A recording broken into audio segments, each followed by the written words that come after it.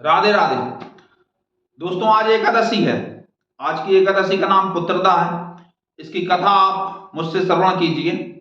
एक समय युधिष्ठिर ने भगवान श्री कृष्ण से पूछा कि हे मधुसूदन, श्रावण के शुक्ल पक्ष में जो एकादशी होती है उसका नाम क्या है, उसका क्या महत्व है, उसमें किस देवता का पूजन करना चाहिए एवं उसका पूजन करने से किस फल की प्राप्ति होती है। इस पर श्री कृष्ण भगवान ने युधिष्ठिर को बताया कि श्रावण के शुक्ल पक्ष में जो एकादशी होती है उसका नाम पुत्रदा है। इसमें भगवान केशव, भगवान श्री हरि का पूजन करना चाहिए और अधिक ना हो सके तो रात्रि 12 बजे तक जागरण करना चाहिए। जागरण में दीप जलाने का विशेष महत्व है। दीप जलाकर कीर्तन करते हुए जो जागरण किया जाता है उसे सात्विक जागरण माना जाता है और उसका बहुत अच्छा फल प्राप्त होता है। इसके उपरांत भगवान कृष्ण ने युधिष्ठिर को कथा सुनाई। पूर्व काल में माहिष्मतिपुर में राजा महिजीत नाम के एक प्रतापी राजा का शासन था। राजा को सभी सुख और ऐश्वर्य प्राप्त थे, किंतु उन्हें कोई पुत्र नहीं था। इस पर उन्होंने एक बार अपने सभी प्रजाजनों को बुलाकर यह कहा कि मैंने अपने खजाने में अन्याय से कमाया हुआ धन नहीं रखा है, प्रजा का अपने पुत्र की भांति पालन किया है और दुष्टों को, चाहे वो कितने भी अधिकारवान क्यों न रहे हों, कितने भी मेरे रिश्तेदार क्यों न रहे हों, उन्हें मैंने हमेशा दंड दिया है और शिष्ट पुरुषों का सदा सम्मान किया है। इस जन्म में मैंने अपने यादाश्त के अनुसार कोई भी ऐसा आचरण नहीं किया कि मुझे ऐसा फल प्राप्त हो कि मैं पुत्रहीन रहूं, कि मैं संतानहीन रहूं। इसका क्या कारण है कि मैं संतानहीन हूं? ये बात सब प्रजाजनों ने सुनी और उन्होंने जंगल की ओर प्रस्थान किया, क्योंकि जब कोई उपाय नहीं रहता तो गुरुर उपाय। हमेशा जब आप ऐसी समस्याओं में घिर जाएं जिसका कहीं आपको कोई उपाय समझ में नहीं आ रहा हो, उत्तर न मिल रहा हो, तो आप श्रेष्ठ जन जो ईश्वरीय मार्ग में आपसे आगे हैं उनसे आप अपनी समस्याओं का जब भी समाधान पूछेंगे तो वो आपको निश्चय ही अच्छा समाधान बताएंगे। प्रजाजनों ने जंगल की ओर रुख किया। जंगल में वो ऋषियों मुनियों के आश्रमों में जाने लगे। वहां पर उनकी भेंट, उन्हें दर्शन हुए लोमस ऋषि के।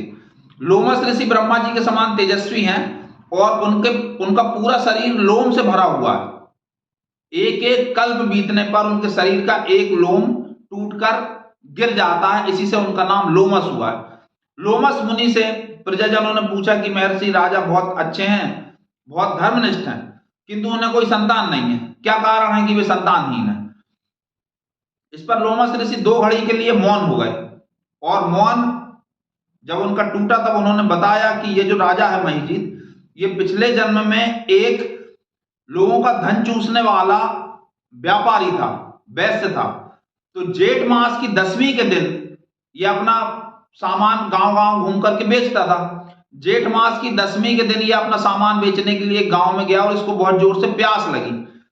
पानी पीने के लिए जब ये बावली पर गया तो वहां पर एक गाय अपने बछड़े समेत, जो कि गर्मी से बहुत ज्यादा व्याकुल थी, पानी पी रही थी अपने बछड़े के साथ में। इसको उसने हाँक दिया, भगा दिया और स्वयं जल पीने लगा। उसके इस पाप के कारण वो इस जन्म में पुत्रहीन है, संतानहीन है, और किसी जन्म के पुण्य के कारण इसको अकंटक, निष्कंटक राज्य की प्राप्ति हुई है। अब देखिए, पाप और पुण्य का यानी कर्मों का कितना सूक्ष्म विवरण हमारे ग्रंथों में, हमारे धर्मशास्त्रों में बताया गया है। भगवान श्री रामचंद्र जी रामचरितमानस में भरत जी से कहते हैं, कोई नहीं सुख दुख कर दाता, निज कृत कर्म भोगत ही भ्राता। अर्थात कोई किसी को सुख नहीं देता, कोई किसी को दुख नहीं देता, हमारे अपने किए हुए कर्म ही समय समय पर हमें सुख और दुख के रूप में हमारे सामने आते हैं। अब प्रजाजनों ने कहा कि महाराज, हे ऋषिवर, ऐसा है कि यदि प्रायश्चित किया जाए तो किसी भी पाप का क्षय हो सकता है, उसका शमन हो सकता है। इस पर लोमस ऋषि ने कहा कि बिल्कुल, बात बिल्कुल सही है।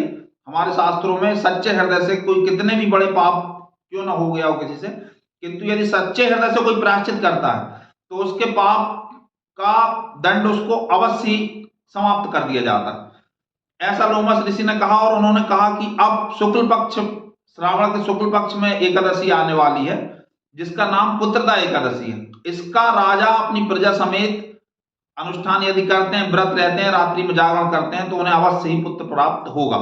ऐसा सुनकर प्रजाजन वापस आ गए। उन्होंने महाराज को बताया। राजा ने अपनी प्रजा के साथ मिलकर इस व्रत का अनुष्ठान किया, भगवान का पूजन किया, रात्रि जागरण किया। इस व्रत के परिणाम स्वरूप उन्हें पुत्र की प्राप्ति हुई। समय आने पर रानी ने एक बलवान पुत्र को जन्म दिया। आप भी इस व्रत का अनुष्ठान यदि करते हैं तो आप अपनी मनोवांछित फल को प्राप्त कर सकते हैं। द्वादशी के दिन सेवा पूजा की जगह पर जाएं और 7 भुने हुए चने तोड़ लें।